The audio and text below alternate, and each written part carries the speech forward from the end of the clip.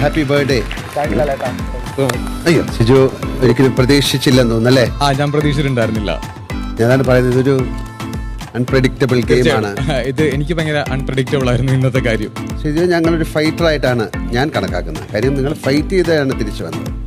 ഇതുവരെ big boss ഗെയിമിൽ സംഭവിക്കാത്ത ഒരു കാര്യം സംഭവിച്ചിട്ട് നിങ്ങൾ അതിനെ വളരെ പോസിറ്റീവായിട്ട് എടുക്കുകയും തിരിച്ച് ഈ ഗെയിമിൽ വന്ന് ഇത്ര ദിവസം നിൽക്കുക എന്ന് പറയുന്നത് നിങ്ങളുടെ ഒരു വിന്നറാണ്. അതിനൊരു സ്പെഷ്യൽ താങ്ക് യു ലാലേട്ടാ, താങ്ക് യു സോ മച്ച്. തീർച്ചയായിട്ടും ഇതിങ്ങനെ സംഭവിച്ചു എന്ന് പറയുന്ന പ്രേക്ഷക വിധിയാണ്, ഒന്നും ചെയ്യാൻ പറ്റില്ല. ഞാനിപ്പോൾ അവിടെ നിന്ന് ഇറങ്ങിയപ്പോഴും പറഞ്ഞു, ഞാൻ അവിടെ നിന്ന സമയത്ത് എൻ്റെ പ്രവൃത്തികളും എൻ്റെ സംസാരങ്ങളും ഞാൻ വിചാരിക്കുന്നത് ശരിയായിരുന്നു. ഒരിക്കലും പ്രെഡിക്റ്റ് ചെയ്യാൻ പറ്റാത്ത കാര്യമായിരിക്കും. തീർച്ചയായിട്ടും. അപ്പൊ ഞാൻ പറഞ്ഞു, പുറത്തിറങ്ങിയിട്ട് വേണം എനിക്ക് എൻ്റെ ആ ഒരു തെറ്റ് കണ്ടുപിടിച്ച് തിരുത്താൻ എന്നുള്ളത്. എന്താണ് പ്രേക്ഷകരോട് പറയാൻ തോന്നുന്നത് ഇപ്പോൾ ഈ സമയത്ത്? പ്രേക്ഷകരോട് ഒരുപാട് താങ്ക്സ് ഉണ്ട്. കാരണം ഞാൻ ഇവിടേക്ക് വരണമെന്ന് രണ്ടാമത് ആഗ്രഹിച്ചതിന് കാരണവും പ്രേക്ഷകരാണ്. ഞാൻ പിന്നീടുള്ള ദിവസങ്ങളിൽ ഇപ്പൊ ഈ ദിവസം വരെ ഇവിടെ നിൽക്കാൻ കാരണമായതും പ്രേക്ഷകർ തന്നെയാണ്. അതിന് പ്രേക്ഷകരോട് ഒരായിരം നന്ദി പറയുകയാണ്.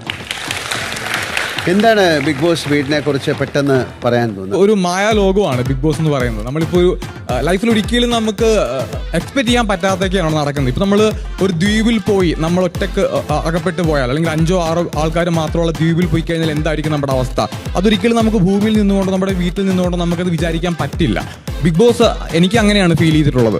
അത് എക്സ്പീരിയൻസ് ചെയ്യുന്ന പറയുന്നത് വലിയൊരു ഭാഗ്യമാണ്. ഒരുപാട് മാറ്റങ്ങൾ സംഭവിക്കാൻ പറ്റുന്ന ഒരു ഷോ ആയിട്ട് തോന്നുന്നു. നമ്മുടെ ഒരു സെൽഫ് ആയിട്ട് നമ്മൾ കൂടുതൽ നമ്മളെ ശുദ്ധീകരിക്കാൻ ഇത്തരം ഷോകൾ സഹായിക്കുന്നു. തീർച്ചയായിട്ടും ലാലേട്ട. കാരണം ലാലേട്ടൻ തന്നെ ഒരിക്കൽ പറഞ്ഞിട്ടുണ്ട്, ക്ലെൻസിങ് എന്നൊരു വാക്ക് ലാലേട്ടൻ യൂസ് ചെയ്തിട്ടുണ്ട്. അത് തീർച്ചയായിട്ടും ഇവിടെ വന്നിട്ടുള്ള 25 പേര്, അല്ലെങ്കിൽ മുൻ സീസണിലുള്ള ആൾക്കാർ, ഇനി വരാൻ പോകുന്ന ആൾക്കാർക്ക് ഇവിടെ വന്ന് ഒരാഴ്ചയെങ്കിലും നിന്ന് കഴിഞ്ഞാൽ ആ ക്ലെൻസിങ് പ്രോസസ്സിലൂടെ നമ്മൾ കടന്നു പോകും. എനിക്ക് ഇത്രയും ക്ഷമയുണ്ടെന്നോ അല്ലെങ്കിൽ ഒരു ഇഷ്യൂ ഉണ്ടാകുന്ന സമയത്ത് മുന്നോട്ട് യാത്ര ചെയ്യാൻ സാധിക്കുമെന്ന് ഞാൻ തിരിച്ചറിയുന്നത് ഇവിടെ വന്നിട്ടാണ്.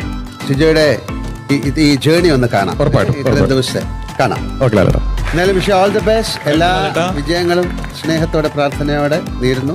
താങ്ക് യു സോ മച്ച് ലാലേട്ട. ഒന്നുകൂടെ happy birthday. Thank you so much. നന്നായിരിക്കട്ടെ. നമുക്ക് വീണ്ടും കാണാം. ഉറപ്പായിട്ടും ലാലേട്ട. Okay, thank you so much.